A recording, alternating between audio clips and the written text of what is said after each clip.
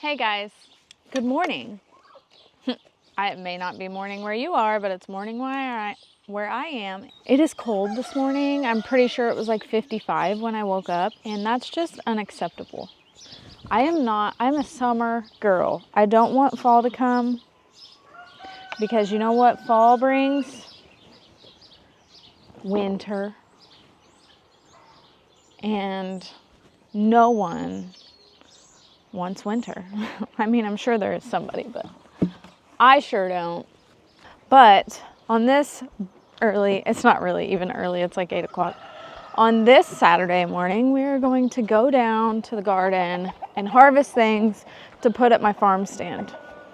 Which, honestly, I wish that I could keep stocked more, but it's just so hard to keep it stocked. I try to at least have something there on the weekend. You never know what business is going to be like for the weekend, and so you don't want to go through all the effort of harvesting everything for no sales. But I'm not doing the farmer's market this weekend. My mom actually does the farmer's market for me because it's just not my jam. It's too many people, too many sounds, gives me a headache every single time. I like to be here in my little hobbit world where I can just work. But she's on a trip this weekend, so no farmer's market. And so I'll have a little extra stuff to put at the end of the drive. So last fall, I think, I bought a pack of the Sunflower Steve. I think it's the Van Gogh mix. And a couple have bloomed, so I'm going to show you what they are. And lots have not bloomed. And so I'm readily awaiting.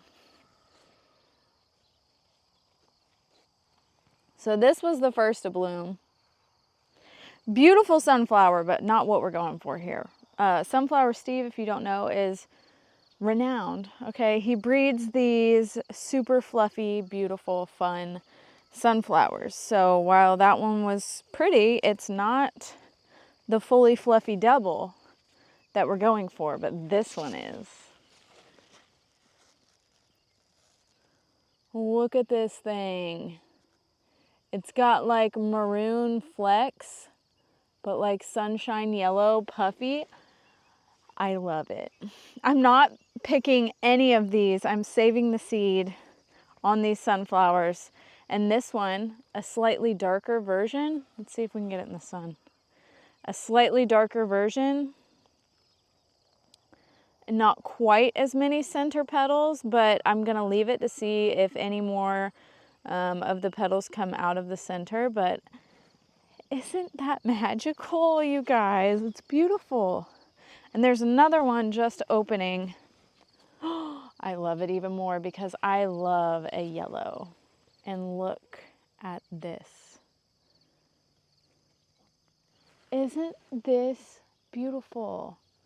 So Sunflower Steve just found, like in his sunflower patch, a slightly fluffy one this year, or 1 year, and then he just ran with it and started breeding them, which is actually pretty hard if you're trying to do it. So kudos to him. But now I need to get to harvesting.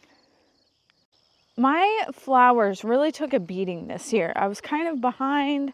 I tried to direct sow a lot. Didn't have a whole lot of success in doing that. I mean, zinnias I did, as you can see behind me, because they're pretty foolproof.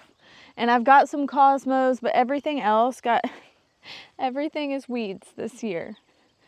But there's still some pretty things amongst the weeds. And I try my best to pull weeds, and I do. But you just can't get them all. And here behind me, you can see is my floret zinnia patch. So I went ahead and bought the entire collection. I bought the zinnias and the celosia. The celosia, I accidentally left in the tray too long. But good news is, I didn't plant every single seed in the packet. I purposely left seeds back. So if something like this happened where I just got behind, next year I'll still have seeds. But these floret zinnias are beautiful. beautiful. Like, you don't see these colors ever. I'll give you a little tour.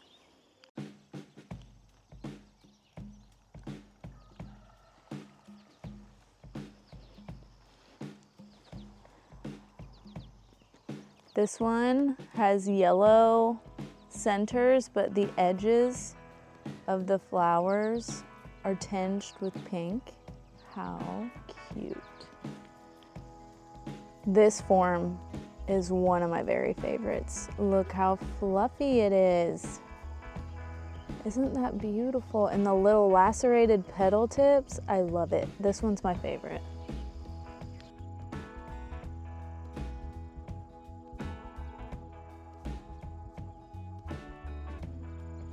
This one is cool. It has kind of a cactus form, but it's twirly on the petal tips. So pretty.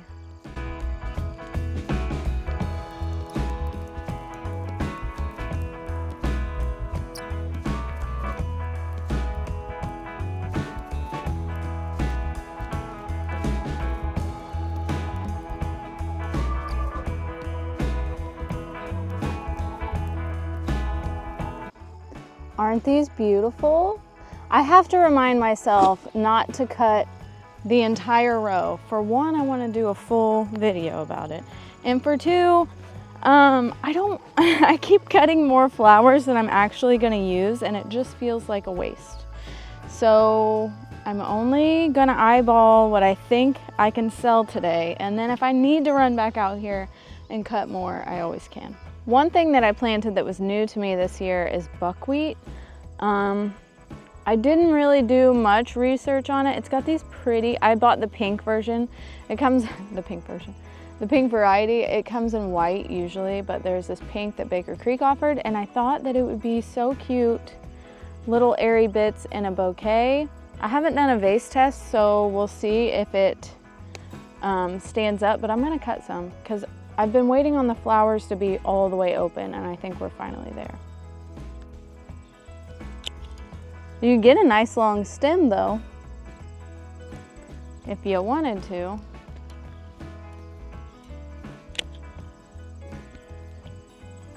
And the greens look like little sweet potato leaves.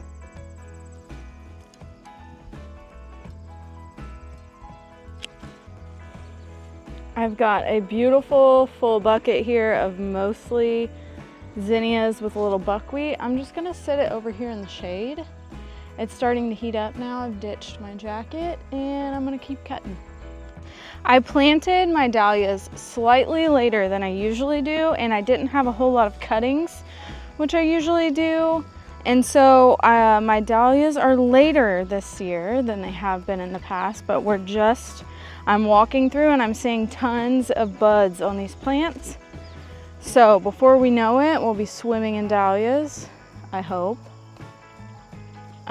We had a wet spring this year, which was good for growth but bad for dahlias, and I've been weeding my dahlia rows, so you can see slightly it looks more weeded over there. But upon weeding, I'm noticing that a lot of the holes that had tubers in them have rotten tubers in them. They never produced anything. They rotted before they could come up, which sometimes just happens. I have pretty heavy clay soil, and so what are you gonna do? I do have this just plain old but a good staple Boom Boom White. No bug damage, that's surprising.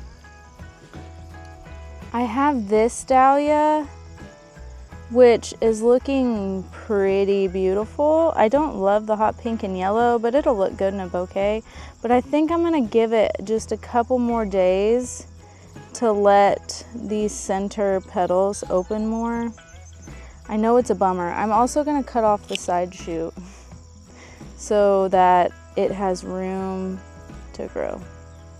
Behind me is a mostly picked pro-cut sunflower section, which are meant to be single stems. You cut them, you do whatever you need to do to turn over your bed, and then you replant. But what they don't tell you is that they will branch if you give them time. So I came through and I cut all the tops off of all these plants a couple weeks ago, and now they're giving me side stems. And the reason why flower farmers don't use these is because they're typically shorter. But in my market, I have the best luck selling $10 bouquets. And so on a $10 bouquet, I don't care if the stem is a little thinner and flimsy and if it's shorter, because you get what you pay for, you know what I mean? It'll fit in a little mason jar though. Next, I've got holy basil popping up everywhere around here. And so I'm gonna utilize it. I've cut a lot to dry for teas for the winter, but I'm gonna use a lot of this as filler.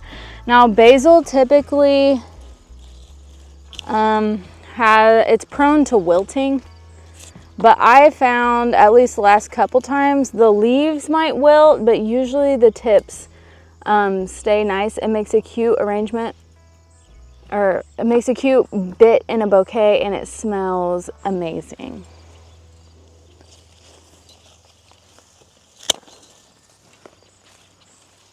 Look at the size of this sunflower.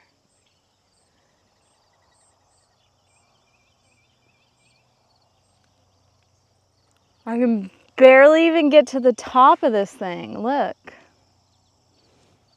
It's massive. This is fun. It was a volunteer, and I'm really confused because I don't think I planted this type of sunflower here last year. But it very well could have been in an animal's feed or something, and then a bird ate it.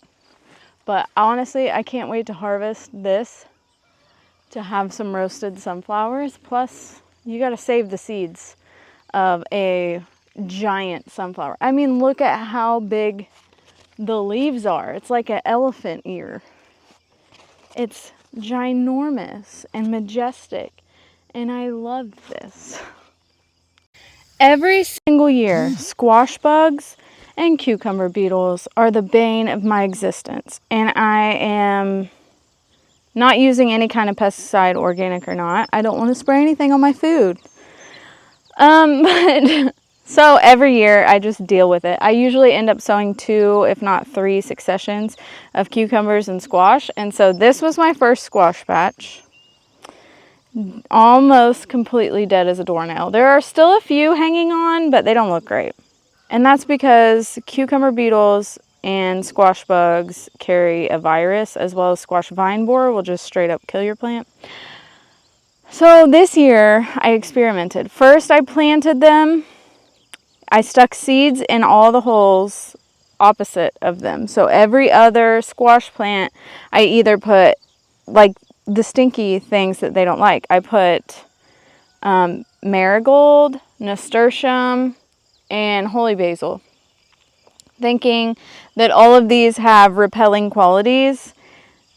And then when I was done planting them, the very same day, I covered them with netting.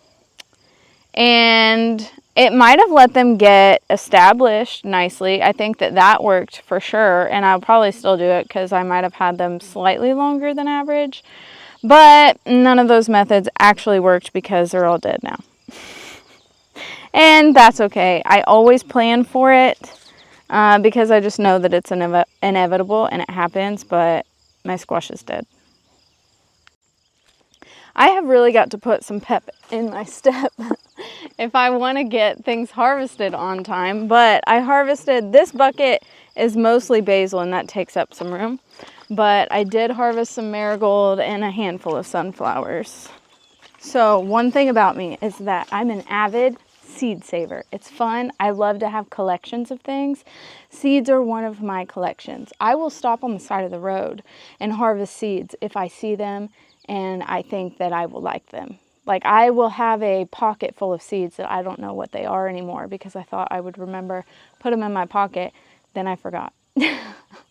But all that to say, these marigolds, so Johnny's has a hybrid that I bought last year called Cocoa. It's like the Cocoa series. They have a gold, a yellow, and a something.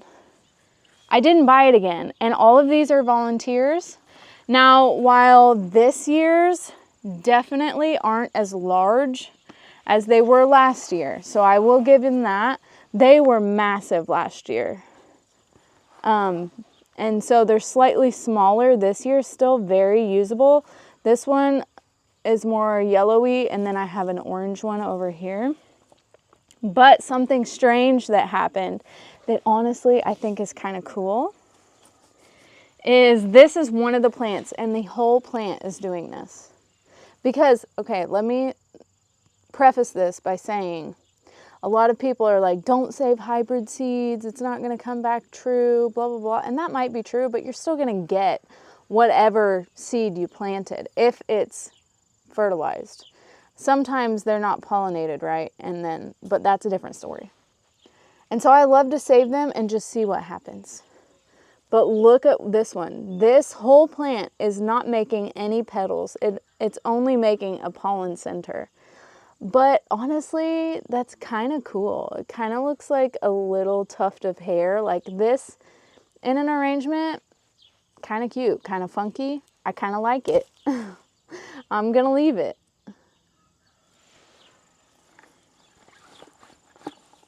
All right, I got to keep going because I'm taking way too long.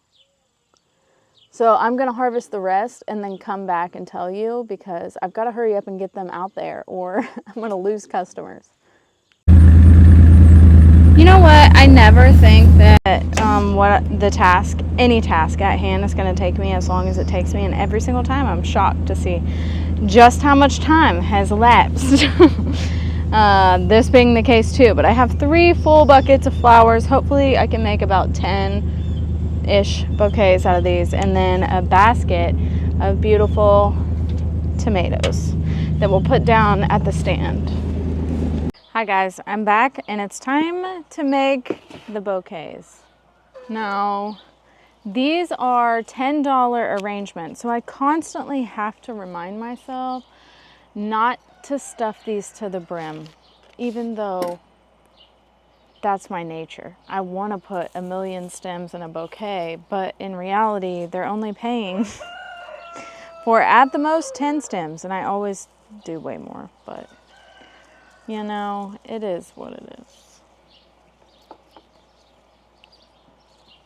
I went out and I picked this mint that I have growing just like in my garden, in like my landscape, and I know that I wasn't supposed to plant mint, but I actually want it to take over. I want a whole 10 by 10 bed of mint. Because for one, the pollinators love it. Every bug loves mint when it flowers. For 2, I can use the flowers in arrangements. I'm pleased to say that the buckwheat is holding up, most of them. There's a couple droopers, but a lot of them haven't flopped. And they've been rehydrating for a couple hours now. All right, $10. We've got 2 sunnies, a small zinnia, 2 sprigs of mint, a status, 2 big zinnias, lemon bee balm, a marigold, and another sprig of status. In the beginning, I was also putting these in little mason jars, but I've got to account for one, the price of the jar, and for 2, the effort in collecting the jars. I have to go somewhere and buy them. And for my market, I don't think people really care. I didn't notice any difference in sales, whether I just stick the little bouquets in a bucket and they can pick whichever one they want, or in jars. And so I'm gonna remove the cost of the jar and the fuss of messing with it. And I've just been using these black buckets, and you just sit them in there, bunched all together. They look really cute, and it's good to go. Has a bunch of... Ooh, this is a fun one.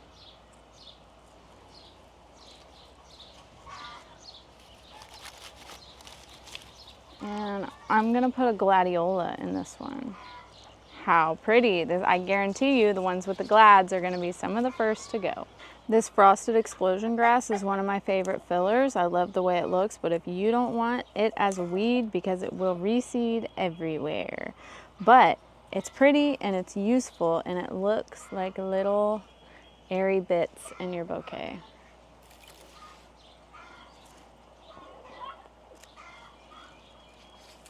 All right, this one done. It's not gonna get as many focal flowers because it has a big old gladiola in it. So like I said, I don't know what the market's gonna be. Sometimes you make 1 million and no one comes, and sometimes you make a few that you have and they sell in like 20 minutes. So I made 2 buckets, but how can you resist a sunflower bouquet? So I made 2 buckets and I'm gonna go take it down to the road, and Hunter is insisting on driving me in his go-kart. So we'll see how that goes.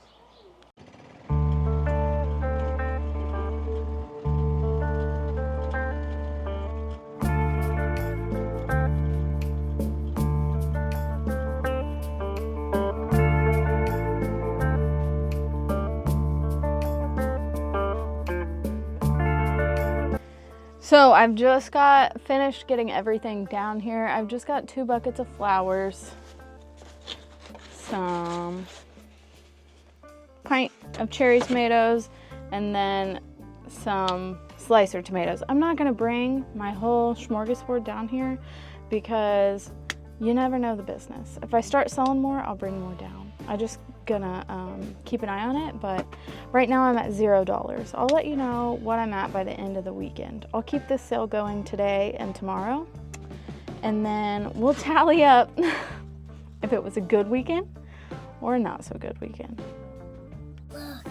Well, I'm in my pajamas, so sorry, but I told you that I would tell you what my stand made over the weekend. Is it the best weekend ever? No. Is it 101? I'm $115 richer though for maybe 2 hours of effort. I call that a win. I refreshed my flowers today, and I really should have kept track of how many bouquets it was, but I forget. I only have 3 left today. All from bouquets I made today, and so I'm just gonna combine these all into one beautiful giant bouquet and stick it in my house, because last week's leftovers are now bad. So that's what I do with my leftovers, by the way. If I don't gift them to a neighbor, I just keep them for me. But this concludes my video.